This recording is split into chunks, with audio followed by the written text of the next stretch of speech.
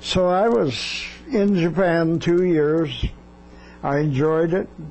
Things that I really remember about the war was the amount of damage, the effect it had on the families and the children. When we went into Japan, it didn't matter where we went, there was 1,000 children looking at you, at least 1,000. It looked like a whole sea of them. And you just wondered where they all come from. And there wasn't a GI that probably ate a candy bar and all the time as in Japan. They gave them away to the children.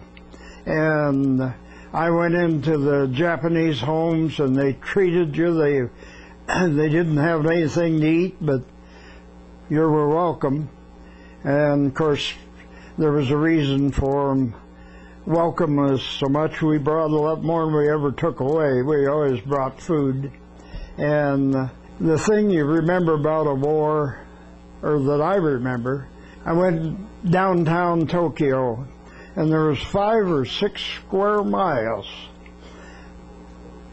where you couldn't see a building standing.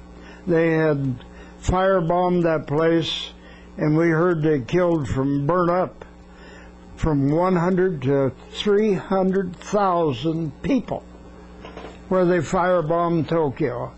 The thing you remembered when we went to when we went to Atsugi, that was the first base we went to. It was only a week. The treaty had been signed a week. The Japanese were still there. They had no place to go. Their homes were gone. The little kids were there. We went to Tachikawa, or to Irumagawa first, and this was a kamikaze base where they trained these kamikaze pilots. And those in Japan, you're a year old when you're born. Some of those kids were about 11-year-old in size. They might be 13 or 14, but they were just little kids. Their home was gone. Their parents were probably killed. They didn't know anything except to show up at the airport. And so we all had houseboys. Sometimes you had 2 or 3 of them. And about the only thing you did, you saw they got to eat. They done whatever they could do to help you. People that were doing laundry for the base, they had no place to go. They were still there, and if you went in, if you took a pair of pants off, well, I was going to get cleaned and hung up before you got back to them. But you felt so sorry for them. And when we had a mess hall, and we go to eat a meal, and those little kids, and they were little kids, they'd line up outside the mess hall.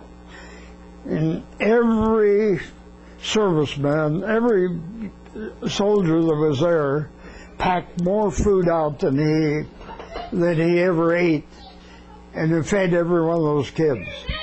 And eventually they had to put a fence around the mess hall so to try and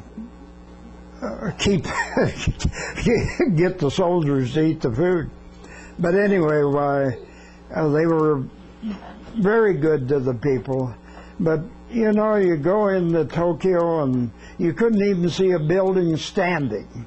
The trains run, and right downtown Tokyo they had a station, but there was no building standing. And Tachikawa, when we got there was one chimney standing. It was a town right next to the airport. I don't know what the population was, probably several 100,000, but there was only one chimney standing. And they had just literally blown that place to pieces. There just was, every place you went as a group, there was at least 1,000 children standing there watching you. And if you had a K ration, well, those kids got it. and if you didn't have a K ration, you went and got one, so you could give it to them. And the C rations went the same way, and the people were awful good to us. In the United States, they were good to us. But when we got overseas, those people were whipped, and they admitted it, but they still, some of them still had families, and they'd invite us in their home. They'd give us gifts. I went to a home that I was invited to, and the father made dolls, Japanese dolls. And one thing you had to do, you had to accept the gifts they gave you, because if you didn't, they'd tear them up right in front of you. Because if it wasn't good enough for you, it wasn't good enough for them. And they would trash it right in front of you. And so we got even with them. I took their gifts and appreciated them. I got robes, and they knew I was married and had a couple children. They made robes for the kids and night clothes, all silk, and for the wife too, and put fancy embroidered roses or flowers on the front and back of them, and they really gave a lot of nice stuff. They gave me, I asked one of the fathers there that he lost a boy fighting for Japan, and he lost one in the service, and then he had another one that come home while I was there, and he was on one of those South Pacific islands where they killed 99% of them. But he come home, and while I was there, and I offered not to come, and the father said, "No, you come." So I went and greeted him, and I knew good and well that he hated Americans and would no doubt what he had done a few weeks before.